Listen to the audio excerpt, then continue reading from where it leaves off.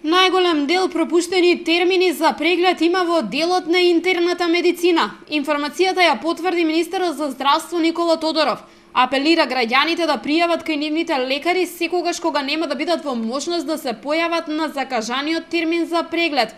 На тој начин ќе му излезат во пресред некому на кој му е неопходен термин и тоа што поскоро. Апелирам постојано, секогаш кога некој ќе закаже термин, а нема да може да дојде, да се јави и терминот да го откаже. Затоа што држи термин некој на кој што не му е потребен, а некој што му е потребен терминот не може да добие здравствена услуга и треба да чека.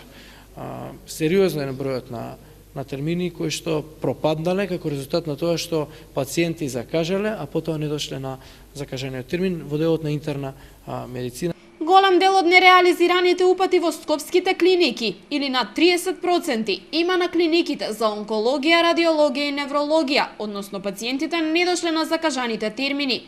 Според здравствените власти, доколку сите пациенти кои имаат закажан термин за преглед го испочитуваат истиот, нема да има за ниту една специјалност да се чека повеќе од 3 дена или тоа би било реткост.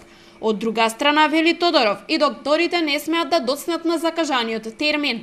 Тоа вели е законска обврска, има точно предвидено колку може да се доцни, колку е периодот на толеранција и тој мора да се почитува.